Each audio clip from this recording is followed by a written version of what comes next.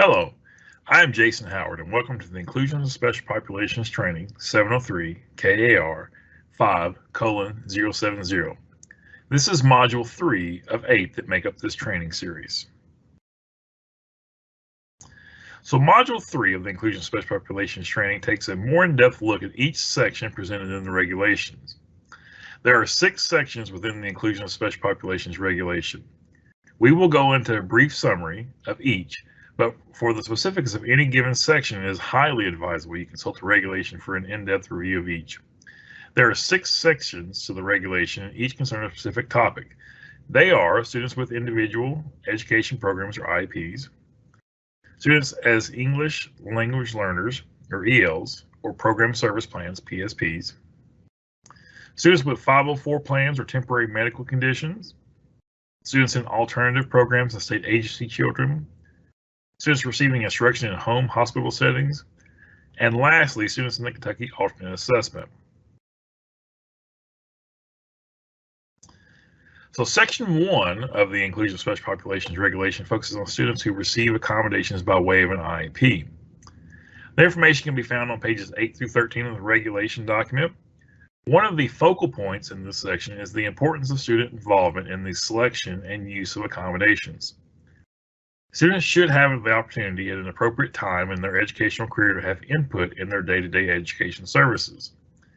The goal is to reduce or fade the use of an accommodation over time through improved instructional strategies and specifically designed instruction specific to that individual student.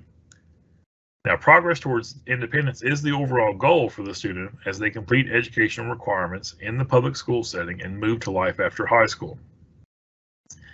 As you may or may not be aware, everyone involved with testing is required to complete the administration code training. This particular training, 703 KAR 5:070, Inclusion of Special Populations, is designed with those providing accommodations in mind. Many districts, however, find it is best practice to provide the administration code and Inclusion of Special Populations training together. That way, all testing staff are trained and available for all areas of testing. Districts decide who can assist with accommodations during test time. One last thing that goes into the first bullet of this slide that mentioned the students should be involved in determining their accommodations. Students should always be provided their accommodations as determined by IEP or ARC, and that is not negotiable. It is never a decision a test administrator is permitted to make whether a student does or does not receive their accommodations. However, students may refuse use of accommodations at any time for part of or the entire assessment. Once the student refuses the accommodations, the test administrator may only resume the use of that accommodation during that day of testing at the request of that student. Now, Section 2 of the Inclusion of Special Populations regulation focuses on students who are identified as English learners or ELs. This information can be found on pages 13 through 19 of the regulation document. Students who enter school and have English as a second language will be administered the home language survey as part of the screening process. If a student is determined to be an EL student, a district or school committee must convene to design a program service plan or PSP. A PSP is the plan that describes the necessary interventions and instructional activities to be deployed for the benefit of that student. Students that enter school who have English as a second language will be administered the English Language Proficiency Assessment. Often when you discuss EL students in state assessments, the topic of a first-year exemption is talked about. This is true for the first-year EL students new to the country. Students will not be expected to participate in reading. However, for mathematics and science, if they are tested at that grade, then a first-year EL student would be required to complete either 4 multiple choice items or 1 extended response item. Again, this is just for participation with no accountability at year 1. EL students will test with full accountability and participation beginning with year 2 and beyond. Now, Section 3 of the regulation focuses on students who receive accommodations by way of a 504. Another topic focused on in this section is a medical emergency. The information can be found on pages 23 through 28 of the regulation document. Anyone who qualifies with the 504 must have a current plan. 504 plan focuses more on use of accommodation due to a health impairment more than the learning disability type. The other part of this section focuses on medical emergencies. A student who, for instance, has broken a dominant arm can receive an accommodation of a scribe under this section. Another example might be a student dependent on reading glasses. If those glasses are not available and another pair cannot be provided at or by the time of testing, a reader may be acceptable under those conditions. Appropriate documentation must be kept on file at the school or district level, and it is not required to submit this to KDE.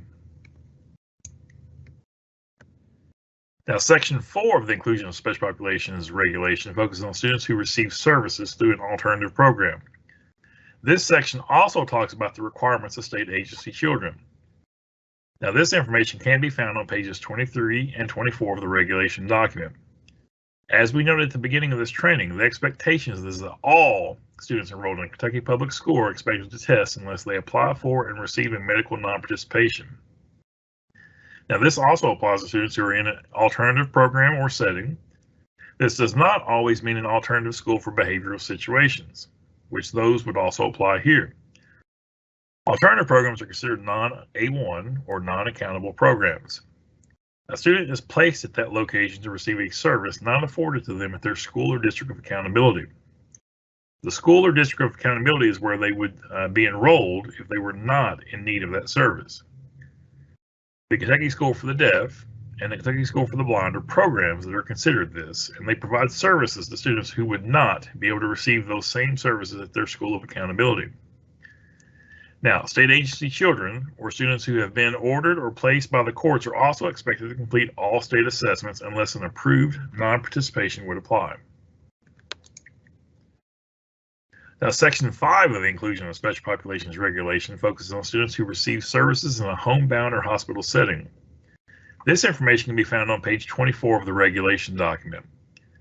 Homebound students or students placed in a hospital setting are also expected to participate in state assessments unless a medical circumstance prevents them from doing so. Many students who receive services in a home or hospital setting may be considered medically fragile and approved for a non-participation. For students who do test in these environments, they follow the same testing guidelines as applied for both students and test administrators. So test administrators who administer tests off-site or not at the School of Accountability must follow the requirements set forth in both the Administration Code and the Inclusion of Special Populations Regulation. Section 6 of the Inclusion of Special Populations Regulation focuses on students who participate in the Kentucky Alternate Assessment. Now, this information can be found on pages 24 through 29 of the regulation document. Students who qualify for the Kentucky Alternate Assessment are not able to access the general curriculum in the same manner as their peers, even with access to the majority of all available accommodations. This does not mean the alternate assessment students are not allowed to have certain accommodations or their accommodations are different. It just means that the way the content or curriculum is provided to them may be different than students completing the general assessment. Students participating in the Kentucky Alternate Assessment are expected to follow the same guidelines for use of accommodations. However, there are a couple instances that are shared in this training that would not be appropriate for students taking the regular assessment. Students are permitted to have a reader on both the regular and alternate assessments. However, the ability to reread is where the difference would apply. On the regular assessment, a student must request a reread. If a test administrator for the alternate assessment found the student to be unengaged or distracted, they could reread to the student based on their observation.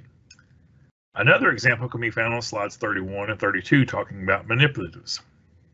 The key to participation in the Kentucky Alternate Assessment is that the ARC or IEP team must place a student based on the participation guidelines established by the Kentucky Department of Education. A student may not qualify unless the ARC or IEP team can answer yes to all parts of the Kentucky Alternate Assessment participation guidelines. If a no is determined at any time, then the student would not qualify for participation. A direct link to these participation guidelines can be found in the notes section of this slide. This concludes Module 3 of this training series. In this module, we took a look at the 6 sections of the regulation and a general summary of what each section covers. For specifics on any one section, it is advised you read the regulation itself. If you have any questions about anything we discussed, please feel free to contact our office by emailing dacinfo@education.ky.gov or by calling 502-564-4394. Please continue to Module 4.